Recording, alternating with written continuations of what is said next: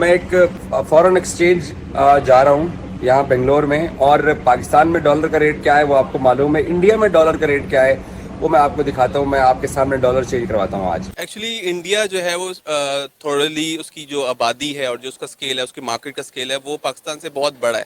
आप उससे कंपेयर नहीं कर सकते। अगर आप पाकिस्तान को इसके मुकाबले में लाना चाहते हैं तो आपको अपना जो पूरा जो ट्रेन है पूरा इसको यूनाइट करना पड़ेगा। ये हमारे साथ वाला मुल्क है, हमारा हमसाया मुल्क है, हमारे सामने हमारे साथ आज़ाद हुआ है। यहाँ साला डॉलर 84 रुपये का है, अमेरिकियों वाला डॉलर, और हमारे पास है 278 रुपये का। मेन चीज़ एक्सपोर्ट है। जबरदस्त। जब आपके पास एक्सपोर्ट करेंगे तो उसमें फॉरेन एक्सचेंज आपके पास आएगा। सही बात है। जब अगर आप इंपोर्ट करेंगे तो फॉरेन एक्सचेंज आपका जाएगा, जिसकी वजह से जब फॉरेन एक्सचेंज आपका जाएगा तो डॉलर भी जाएंगे, जिसकी वजह से डॉलर की कीमत आपकी बढ़ जाएगी। क्योंकि इंडिया ज्यादा एक्सपोर्ट करता चीजें। सारी इंडिया करता है ना, इंडिया यानी कि इंडस्ट्री है ना इंडिया की। तो दोस्तों ये मेरे पास $500 हैं, ठीक है, और मैं ये चेंज कराने के लिए आया हूँ क्योंकि मुझे फटाफट एयरपोर्ट की तरफ भागना है, और उस्मान साहब की मेरी फ्लाइट है कोलकाता के लिए। तो अब हम आए हैं यहाँ पर डॉलर चेंज कराने के लिए। आज हम इंडिया को देख लें, मोदी सरकार को हम बड़ी बातें करते हैं, लेकिन उनके बहुत सारी गलतियां होंगी, बहुत सारे मसाइल होंगे, लेकिन उन्होंने अपनी आवाम को अपनी तालीम के शोबे में उन्होंने बड़ी तरक्की की। आप दुनिया पूरी इंटरनेशनल लेवल पे दुनिया में देखें। तो अब मैं डॉलर चेंज कराने के लिए फॉरेन एक्सचेंज के ऑफिस बैठा हूँ, तो जो मैं इनसे डील करता हूँ कि देखते हैं कितने में ये डॉलर जो है ना, इंडिया में डॉलर का रेट क्या है, अभी आप सबको पाकिस्तानियों को अंदाजा हो जाए। असल में हमने अपनी जो ट्रेड की आइडियोलॉजी है उसको कंप्रोमाइज़ कर दिया है। हमने जो अपने ऊपर सूद को इम्प्लीमेंट कर दिया ना, इसके नीचे इसकी ब्रैकेट में रहते हुए कोई भी मुस्लिम अब ऑपरेट नहीं कर पाएगा, क्योंकि हम पे ये जो लानत हम पे आ गई है, इसके बाद हमें अब पिसना ही है और हमारे नसीब में जो है ना वो जुल्म बर्दाश्त करना ही है। आपको इंडियन मिलेंगे बहुत सारा, बड़े ऑफिस में जितने भी उनके हैं, तो वो उन्होंने अपनी तालीम पे बड़ा फोकस किया, और वहाँ पे आईटी के शोबे में आप देख रहे हैं बहुत हद तक तरक्की की है। ये चीजें दुनिया इस तरफ आगे बढ़ रही है और हम उसी सियासत में उन्हीं चीजों में बहुत पीछे रह गए हैं। नमस्कार मित्रों, ग्रेट इंडिया अपडेट में स्वागत है। मित्रों, पाकिस्तानी पत्रकार अभी वर्ल्ड कप कवर करने के लिए भारत आए हुए हैं, जो भारत के डेवलपमेंट देखकर आश्चर्यचकित रह गए और कई वीडियो बनाकर सोशल मीडिया में अपलोड कर रहे हैं। अभी और एक वीडियो आया है जिसमें भारत और पाकिस्तान के रुपयों की तुलना डॉलर से कर रहे हैं। पाकिस्तानी रुपयों का वैल्यू बहुत गिर जाने के कारण उनके ही देश के डॉलर रिजर्व करने वाले लोगों को कोस रहे हैं। इसको लेकर पाकिस्तानी मीडिया पाकिस्तानी पब्लिक से रिएक्शन ले रहे हैं। तो चलिए देखते हैं पाकिस्तानी पब्लिक क्या क्या कह रहे हैं। तो दोस्तों ये मेरे पास $500 हैं, ठीक है, और मैं ये चेंज कराने के लिए आया हूँ क्योंकि मुझे फटाफट एयरपोर्ट की तरफ भागना है, और उस्मान साहब की मेरी फ्लाइट है कोलकाता के लिए। तो अब हम आए हैं यहाँ पर डॉलर चेंज कराने के लिए।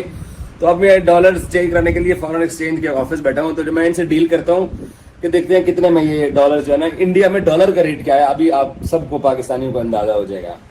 मैं आ गया हूँ सर जी, ये $500 पकड़िए, गिनती कीजिए। ये अंकल सरगम अमेरिका साहब के डॉलर हैं। मुझे बताएं रेट क्या दे रहे हैं आप हमें? 84 सर। 84, very good. 83 तो गूगल पे आ रहा था, 84 हमें रेट मिला है। अच्छा मुझे बताइए, पाकिस्तान में 278 रुपए का डॉलर है, 300 भी हमारे यहाँ ट्रिपल सेंचुरी मार रहे हैं, तो यहाँ डॉलर का रेट ऊपर नीचे कितने अरसे में होता है? वो मतलब एवरीडे चेंजेस होता रहता है। नहीं, लेकिन कितना फर्क कितना पड़ता है? 1 रुपया, 20 पैसे, 25 पैसे, 30 पैसे, कितना रेट आगे नीचे गिरता कितना है यहाँ? 20 पैसे 30 पैसे, उतना ज्यादा नहीं है। डॉलर में कोई उतना डिफरेंस नहीं होता है। हम यहाँ पे बात करते हैं कि इंडिया का मुकाबला करेंगे। क्या इंडिया का मुकाबला करना पॉसिबल है मौजूदा टाइम के अंदर?